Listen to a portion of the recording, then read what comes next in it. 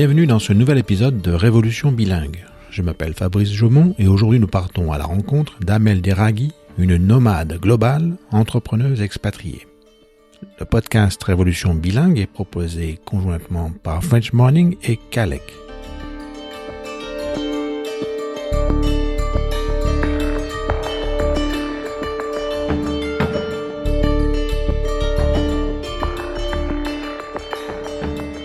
Alors bonjour Amel, merci de rejoindre ce podcast. Est-ce que tu peux te présenter en quelques mots s'il te plaît? Bonjour Fabrice, bonjour à tous. Mon nom est Amel Derragui. Je vais me présenter d'abord de manière au niveau personnel. Je suis d'origine algérienne, née en Inde et éduquée à travers 5 pays. Et au total, j'ai vécu dans 8 pays et 3 continents. Et aujourd'hui, je suis depuis quelques années devenue aussi autrichienne à travers mon mariage avec mon mari. On a vécu ensemble en Iran, en Autriche et maintenant à New York. Donc le point de départ, c'est l'Algérie. Et ensuite, quels ont été les autres pays? Alors le point de départ, c'était l'Inde parce que je suis née en Inde. Mes parents sont algériens. Mes parents sont diplomates, donc on a vécu de pays en pays. On a vécu en Inde, puis ensuite on est parti en ce qui était à l'époque la Yougoslavie, qui est devenue la Serbie. Ensuite on est parti en Algérie. On est revenu dans ce qui est devenu la Serbie. Donc on a vécu avant, pendant et après la guerre. Après la Serbie, nous sommes partis en Ouganda. Et en Ouganda, à l'âge de 16 ans, 15 ans, à partir de l'âge de 15 ans, j'ai commencé à dire à mes parents, ça suffit, j'en peux plus, de changer de système scolaire tout le temps. Et j'ai fait mes études par CNED en Ouganda. Et là, je suis partie en fait à l'âge de 16 ans en France, toute seule. Et j'ai vécu dans un studio. Et j'ai fait mon lycée en France, dans un lycée jésuite. Et ensuite, j'ai fait mes études en France, ma carrière en France, et j'ai aussi fait une partie de ma carrière aux États-Unis, entre l'Utah, l'Arizona et la Californie. Et voilà. Et ensuite, je suis revenue en France. Et c'est là où, en rendant visite à mes parents, que j'ai rencontré mon mari en Iran. À l'époque, mes parents étaient à ce moment-là en Iran. Et 1 an plus tard, j'ai démissionné et j'ai lancé mon entreprise et je suis partie en Iran. Et depuis, ça fait maintenant 10 ans qu'on voyage ensemble, mon mari et moi, de pays en pays. Voilà. Donc tu continues finalement à l'éducation que tu as reçue de voyageuse internationale, tu la continues à ta façon avec ton mari et ta carrière. Alors que j'avais dit plus jamais. Il ne faut jamais dire jamais. Voilà, c'est ça. Donc ça fait de toi quelqu'un aussi qui parle plusieurs langues, j'imagine. Oui, je parle plusieurs langues. Je dirais que mes langues principales sont l'anglais, le français et le dialecte algérien. Je parle pas le Fosha, qui est l'arabe classique, mais je parle l'arabe classique, mais pas suffisamment bien pour le compter. Donc je parle le dialecte algérien. Et tu parles d'autres langues? J'ai dû apprendre un peu l'allemand. L'espagnol, ça commence à partir parce que j'ai pas eu l'occasion de trop pratiquer. Je parle un peu le serbe et on était enfant là-bas. J'ai pas pris de cours de serbe, mais c'est rentré dans la tête. J'appelle d'ailleurs ma mère Maïka, ce qui est étonnant. Et qu'est-ce que je parle d'autre? Je parlais un peu l'iranien quand j'étais en Iran, mais c'est marrant, j'arrive plus à le parler maintenant. Donc voilà, je pense qu'il doit y avoir une langue ou deux qui manquent, mais voilà. C'est déjà pas mal. Et il y en a une que tu préfères parmi les autres? Je pense que ce que j'aime avec les langues, c'est que c'est mon opportunité de me connecter avec les gens, en fait. Donc, je vais choisir ma langue en fonction de avec qui je suis. Donc, avec toi, Fabrice, j'aurais du mal de parler français et je me réjouis de pouvoir parler français avec toi. Et est-ce qu'il y a un pays, finalement, auquel tu t'identifies? Alors là, c'est tout le problème. Je pense que ça va être tout le sujet de notre podcast aujourd'hui. Non, j'ai beaucoup de mal à m'identifier avec un seul pays. Parce que j'ai une partie de moi a été construite dans tous les pays où j'ai vécu. Donc la France a été une énorme partie de mon identité. Mes amis les plus proches sont français. Quand je suis avec mes amis français, je suis bien. Je me connecte et je pense que je parle le français, pas juste le français, mais je parle la vie française. Voilà. Donc je connais les codes sociaux français, etc. Donc ça c'est sympa, mais j'ai pas de langue ou d'identité que je préfère ou à laquelle je m'identifie le plus. Et pour les États-Unis? Les États-Unis, je pense qu'en fait chaque pays veut dire quelque chose pour moi. Les États-Unis, pour moi, la partie identitaire à laquelle je me rattache, c'est l'entrepreneuriat et l'état d'esprit qui me va beaucoup, celui du positivisme, celui de toujours trouver des solutions, ne pas se focaliser sur le problème, mais plutôt sur la solution. Ça a été ma façon de survivre, en fait, à travers tous les hauts et les bas de la vie. Et l'entrepreneuriat, pour moi, c'est pas juste une façon de faire de l'argent, c'est un état d'esprit. Et c'est là où je m'identifie énormément à la culture américaine. Et donc restons sur le sujet de l'entrepreneuriat et de la carrière que tu as menée, puisque finalement elle est très liée aussi à ton expérience personnelle. Tu peux nous parler de ça un petit peu? Oui. Alors, quand j'ai démissionné pour rejoindre mon mari en Autriche, j'ai commencé une entreprise de conseil. Je me suis dit que j'allais jamais pouvoir trouver un travail. J'étais dans la pub et je savais que j'allais jamais pouvoir trouver un travail en voyageant de pays en pays. Et j'avais la chance de ne pas le savoir à l'avance, contrairement à beaucoup de femmes d'expat. Je savais que ça allait pas être possible parce que j'ai vécu ça avec mes parents, en les voyant dans l'action. Et j'ai tout de suite su qu'il fallait que je commence mon entreprise. Donc j'ai fait du conseil en communication, en stratégie marketing, en étant toujours en voyageant de pays en pays avec mon mari. Et il y a 3 ans, 3 ans et demi exactement, je me suis dit il va falloir que je fasse quand même quelque chose de cette situation de femme d'expat qui n'a pas toute sa valeur. Les femmes d'expat ne sont pas forcément reconnues pour la valeur qu'elles apportent. Déjà, les femmes en général, il y a encore du travail à faire pour la fonction qu'elles ont au sein de la famille, aussi au sein de la société. Mais particulièrement les femmes d'expat qui sont considérées un peu comme des chanceuses, qui sont là pour s'amuser et faire des manicures. Moi, je sais que je me suis sentie très seule parce que j'avais pas d'entrepreneur avec qui je pouvais parler de ma situation, qui comprenait en fait tout le contexte. Et en même temps, je ne pouvais pas parler avec d'autres femmes d'expat parce que c'était un peu un sujet tabou, la carrière. Donc il a fallu que j'en parle et c'est là que j'ai commencé mon propre émission de podcast qui s'appelle Tandem Nomads pour pouvoir parler de la problématique de la double carrière des femmes d'expat. Et aujourd'hui, heureusement, aussi de plus en plus d'hommes, c'est pas que des femmes, c'est des époux d'expat. Et voilà, de choses en aiguille, je me suis retrouvée à avoir tellement de travail que je pouvais pas gérer le conseil et le podcast, donc j'ai laissé tomber le conseil. Et aujourd'hui, Tandem Nomads n'est pas juste une émission de podcast, mais aussi une plateforme d'entrepreneuriat pour aider les femmes et les maris d'expat à créer leur entreprise portable qui ne soit pas dépendante du pays où ils vivent. Donc c'est un peu ma spécialité. J'aide les personnes à trouver une idée de business ou la lancer, ou ceux qui ont déjà un business mais qui n'arrivent pas à faire suffisamment de revenus. Et en fait, c'est aussi ça. En fait, la base, c'est que moi, ce que je veux vraiment, c'est qu'on se dise qu'on peut créer notre propre source d'épanouissement, mais aussi de revenus, mais aussi de sécurité financière. Parce qu'aujourd'hui, être expat, c'est pas le grand luxe comme à l'époque. Donc, on a de plus en plus de situations financières assez difficiles à gérer et on a besoin de revenus dans la famille. Donc pour moi, je me positionne énormément sur comment on crée une entreprise qui soit viable et monétairement aussi, quoi. En plus de l'aspect de fulfillment, d'épanouissement. Et donc, qu'est-ce que tu conseilles aux femmes et aux hommes d'expat, finalement? Mon plus grand message, il y a tellement de choses que je conseille. Je peux en parler des heures parce que c'est un sujet qui me passionne. Mais la chose que j'ai remarquée dans l'expatriation, c'est qu'on a tendance toujours à préparer ce qui est bien d'ailleurs, de préparer notre prochain pays. Parce qu'en fait, je me focalise beaucoup sur la niche des gens qui voyagent de pays en pays. On se focalise énormément pour préparer notre prochain départ et notre prochaine arrivée. Mais de fil en aiguille, en fait, on ne prépare pas le long terme. C'est-à-dire que notre vie est coupée en petits morceaux. Et ça pose problème. Après 10-15 ans, on se rend compte qu'il y a quelque chose qui va pas dans notre vie parce qu'il n'y a pas de continuité. Donc mon plus grand message, et c'est là pour moi l'entrepreneuriat portable, c'est de penser au long terme malgré les coupures qu'on a et les changements qu'on a et les transitions par lesquelles on passe de pays en pays. C'est très important de s'asseoir dans le couple et en tant qu'individu et de se poser la question, qu'est-ce que je veux de cette expérience dans le long terme? On peut pas tout prévoir, mais il faut se poser cette question. Donc de pays en pays, de culture en culture, mais aussi de langue en langue, j'imagine. Tout à fait. Ouais. C'est un business multilingue, non? C'est un business multilingue. Alors tous mes contenus sont en anglais pour l'instant, mais j'ai des clients francophones avec qui je travaille et des partenaires francophones. Donc pour l'instant, c'est essentiellement anglophone. J'ai beaucoup de sessions avec des clients ou des cours que je fais où je switch de langue à l'autre. Et c'est vrai que c'est assez, parfois c'est Parfois, même quand j'ai des pattes francophones, je donne des exemples et des expressions françaises. Et je les traduis parce que je trouve que parfois la langue française a des expressions qui résument assez bien les choses.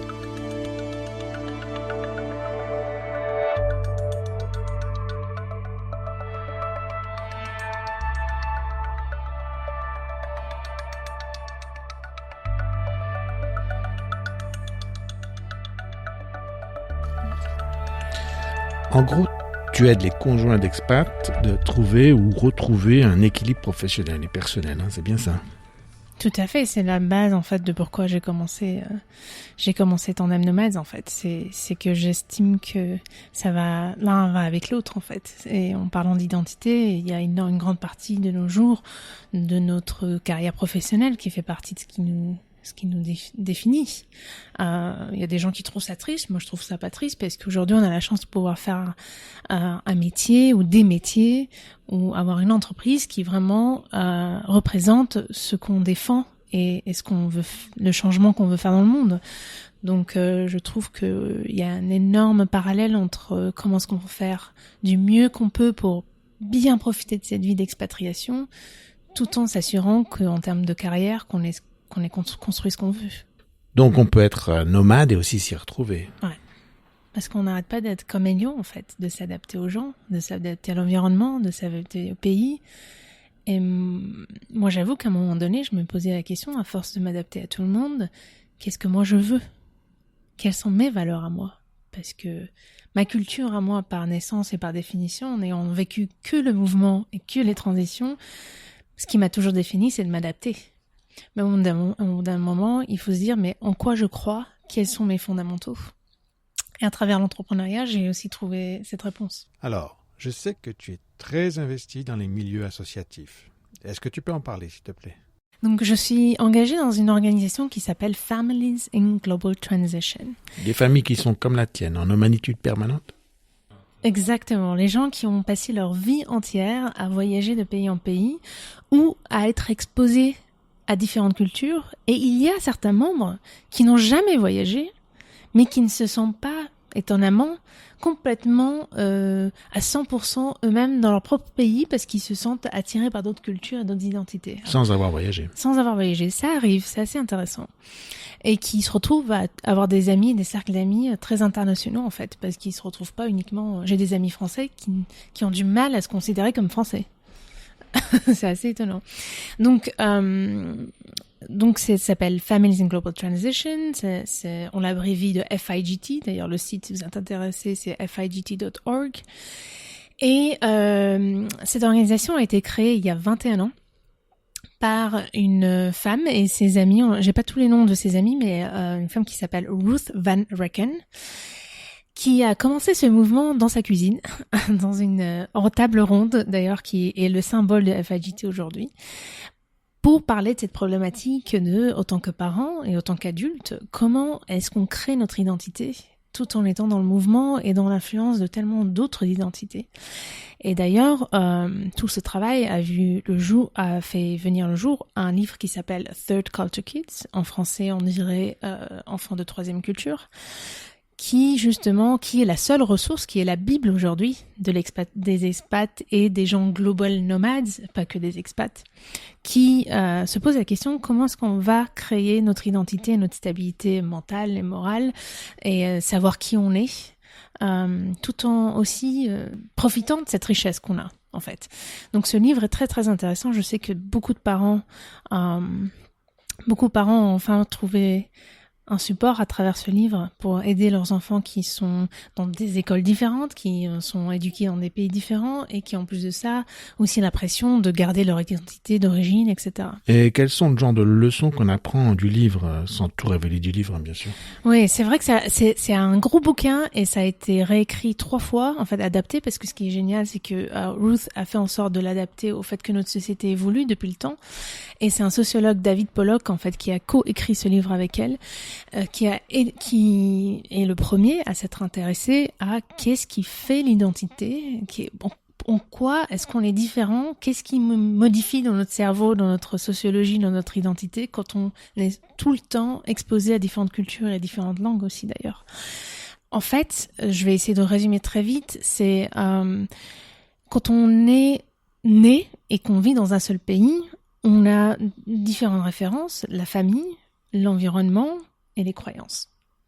Et quand on change de pays, etc., on n'arrête pas de superposer ces 3 éléments-là. Et ça devient très très compliqué parfois de se dire mais qui est ma famille, qui sont mes amis, qui est mon cercle social, en quoi je crois et quel est mon environnement.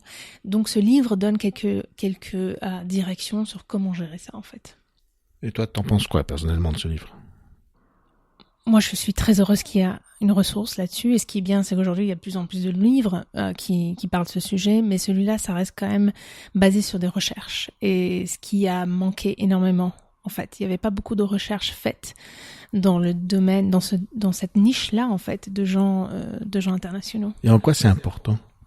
C'est important parce que, moi je vais le dire plutôt, je vais pas le parler en théorique, je préfère parler par rapport à mon histoire à moi. J'ai une chance incroyable d'avoir vécu la vie que j'ai vécue et d'avoir été éduquée à travers différentes cultures. C'est une chance incroyable et si c'était à refaire, je le referais. Mais ça n'empêche pas que j'ai vécu des moments très difficiles dans ma vie où je ne savais plus qui j'étais. Et en plus de ça, je voulais appartenir à tout et j'avais l'impression d'appartenir à peu près à tout et à rien. Donc ce sentiment d'appartenance qui était très très difficile pour moi. Et j'ai un exemple par rapport à la France. Je vais donner l'exemple de la France puisqu'on parle français. Pour moi, c'était très important de m'intégrer en France à l'âge de 16 ans, surtout l'adolescence, etc. Donc il a fallu que j'oublie toute une partie de mon identité pour pouvoir m'intégrer en France. En plus de ça, j'étais dans une lycée jésuite, mes parents pensaient que ça allait être plus facile, pas du tout. Bon, je suis musulmane, mais je pensais, bref, je vais pas raconter tous les détails, mais ça prendrait des heures, mais c'était très difficile pour moi de m'intégrer là-bas. Mais une fois que je me suis intégrée, ce qui a été difficile, c'était une fois que j'avais mes amis et tout ça, me rendre compte qu'en fait, ils ne connaissent pas l'autre partie de moi. Et le jour où je m'en suis rendu compte, c'est le jour où je me suis mariée. Donc, mon mari est autrichien et mes amis sont un peu partout dans le monde et ma famille est aussi partout dans le monde. Mais la plus grande partie est en Algérie. Et quand on a décidé de se marier, on s'est dit, il va falloir choisir un endroit où est-ce qu'on va se marier. On a choisi l'Autriche parce que c'est notre base maintenant. Administrative quelque part, et l'Algérie parce que c'est là où j'ai pratiquement toute ma famille et on a fait ramener tous mes amis. Mais mes amis français m'ont dit mais pourquoi tu te maries en Algérie? Je dis mais c'était un choc énorme. Mais tout le monde savait que j'étais algérienne. Personne ne l'avait vraiment accepté. Alors, mais personne n'avait capté que je l'étais. Le savoir c'est une chose, mais vraiment parce que je m'étais tellement bien intégrée et que j'avais pas d'autres amis que des Français en fait, j'avais même pas d'amis algériens, que mes amis ont complètement zappé le fait que j'étais musulmane et algérienne. Alors que je parlais de ma religion, mais j'essayais pas forcément je vais pas le créer sur le toit non plus, quoi. Tout le monde savait que j'étais algérienne et musulmane, mais ça nous a pas empêché de créer nos liens et d'avoir la vie normale que j'avais, de celle d'autres Français. Mais ça a été un choc énorme. Et moi, ça m'a énormément choquée. Mais pour répondre à ta question, tout ça, j'aurais tellement aimé, toutes ces années-là, ne pas devoir trouver mes réponses seule. Si j'avais su que ce livre existait et qu'il y avait une communauté internationale avec qui je pouvais parler de ces choses-là, aujourd'hui, je ne manque aucune conférence. Ça fait 4 ans maintenant que je fais partie de FIGT. Et je me rappelle que ma première conférence, ça m'a demandé 1 demi-heure. Je suis rentrée dans la salle et là, je me suis dit, they're my people. Tu vois, they are my people. Du moment que je suis entrée dans cette salle, j'ai compris que toute cette salle qui était remplie de gens des 4 coins du monde, en fait, c'était eux ma nation. Ils avaient la même chose que toi. Ils avaient tous vécu la même chose. Et c'est une tribu en fait de gens du monde entier qui ont vécu cette vie. Et enfin, on peut célébrer notre diversité sans devoir choisir. Et comment s'organise cette communauté ? Alors, FIGT, le pilier de FIGT, c'est le livre. Et la conférence annuelle qui se passe chaque année dans un endroit différent. Cette année, c'était Bangkok, l'année d'avant, c'était La Haye, Amsterdam, DC. Voilà, chaque année, c'est un endroit différent pour permettre à tout le monde de pouvoir venir. Et cette conférence est une conférence de 3 jours où tous les experts de ce sujet viennent. Que ce soit par rapport à l'école, d'ailleurs, les linguistes, le système scolaire, l'éducation des enfants. Il y a beaucoup de psychologues qui viennent, beaucoup de sociologues qui viennent. Il y a beaucoup d'auteurs qui écrivent là-dessus, ce qui est bien. C'est grâce à FIGT qu'il y a une plateforme maintenant pour ces gens pour écrire et diffuser ce message dans sa diversité, c'est-à-dire qu'il n'y a pas qu'une seule vérité aussi. La vie, c'est pas parce qu'on a tous vécu au travers du monde qu'on doit tous partager la même chose. Mais par contre, on a une plateforme où on peut en parler. Donc voilà, donc ça c'est l'essentiel. Mais après, dans pas mal de villes maintenant, on a des pockets qui se forment, des petits clubs comme celui de New York, où on organise régulièrement des meet-up pour pouvoir continuer ce qui se passe au niveau de la conférence et au niveau local, pour qu'on ait aussi une présence locale et qu'on puisse voir les gens de vis-à-vis. Voilà. Donc c'est une communauté plus qu'autre chose. Quel type de ressources peut-on trouver dans cette conférence ? Alors il y a énormément d'experts, énormément de super ressources. Il y a un message que j'ai envie de choisir qui ressort beaucoup pour moi et qui m'a fait énormément tilt, qui m'a fait tiquer. C'est que mon histoire est assez complexe et j'ai toujours simplifié pour que les gens comprennent et pour ne pas... Et à travers FIGT, ce qui m'a énormément aidé, c'est de me rendre compte qu'aujourd'hui, il faut que je partage mon histoire, même si elle est complexe. Prendre le temps quand les gens ont envie de l'entendre, de connaître la complexité de mon histoire et ne pas la simplifier. Et ça m'a beaucoup aidé en fait. Ça m'a beaucoup aidé à me dire, finalement, c'est génial quoi. J'ai une vie incroyable et j'ai de la chance d'avoir cette diversité dans ma vie et de m'identifier à tellement de cultures différentes. Et il faut que je le partage avec même ceux qui l'ont pas vécu. On parle des langues, on parle aussi du rapport entre la langue et l'identité aussi. Comment est-ce que parfois certaines langues sont identifiées par rapport à certaines personnes ? Comme je te disais tout à l'heure au début qu'on me disait quelle langue tu préfères, j'ai pas de préférence de langue, mais pour moi chaque langue veut dire quelque chose et chaque langue me fait penser à une partie de mon histoire. Et quand je parle français, je pense à mon époque en France. Quand je parle anglais, je pense à ma nanny, qui en fait mes premiers mots étaient en anglais. Ensuite, j'ai perdu l'anglais, je suis revenue au français. C'était un peu compliqué. Quand je parle serbe, ça me fait penser à mon enfance. Quand je parle algérien, je pense à ma famille. Donc, pour moi, la langue est tout de suite reliée à des gens et à des souvenirs. Et à des émotions, bien sûr. Ouais, tout à fait. Ouais, bien sûr.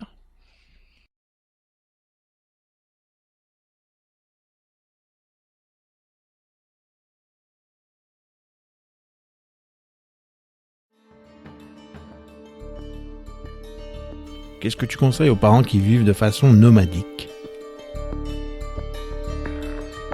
Alors, je suis pas parent, mais par contre, je travaille avec beaucoup de parents. Il y a beaucoup de parents dans la FIGT, donc je suis assez consciente des problématiques. Mais je peux partager un conseil par rapport à mon expérience en étant été enfant d'expat. C'est très difficile Aujourd'hui, notre société n'est pas créée pour les gens comme nous, en fait. Il faut choisir un système scolaire, il faut choisir une langue, il faut tout le temps faire des choix, en fait. Et c'est assez difficile pour les parents. Et je voudrais vous dire, bon courage, mais bravo, quoi, parce que c'est pas facile. Mais il y a une chose qui, pour moi, n'a pas très bien marché, c'est le fait d'avoir changé de système scolaire tout le temps. C'est-à-dire que j'ai commencé avec la maternelle en anglais, ensuite j'ai fait maternelle en français, et ensuite j'ai fait le primaire dans une école irakienne, et ensuite en Algérie en arabe, et ensuite j'ai refait français. C'était un peu compliqué.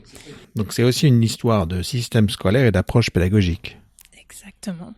Donc voilà, moi je me dis, il faut choisir le système dans lequel on veut être quelque part. Même si on est dans le mouvement, il faut essayer de le choisir. C'est pas toujours facile d'ailleurs, parce que il y a aussi une problématique budgétaire, pour être très clair.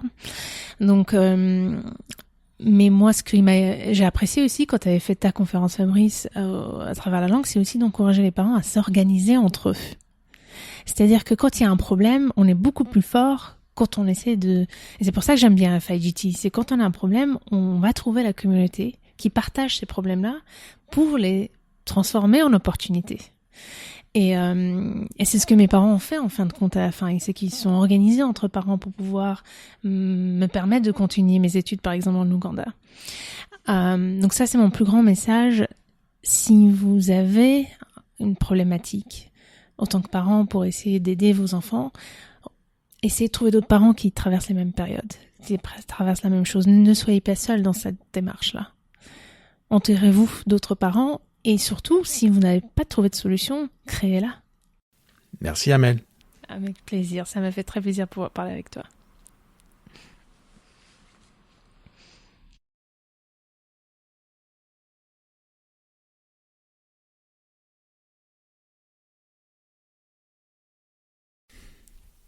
Le travail mené par Amel Derragui, tant pour la réussite des conjoints d'expats que pour l'autonomisation des femmes, a été reconnu par divers médias tels que Forbes Magazine et Global Living Magazine.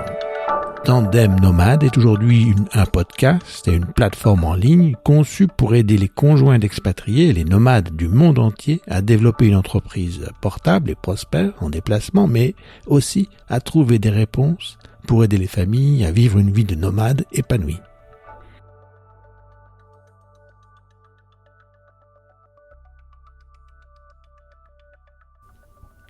Merci à Emmanuel Saint-Martin de French Morning et à Zara Punawala pour le montage. À bientôt sur Révolution Bilingue.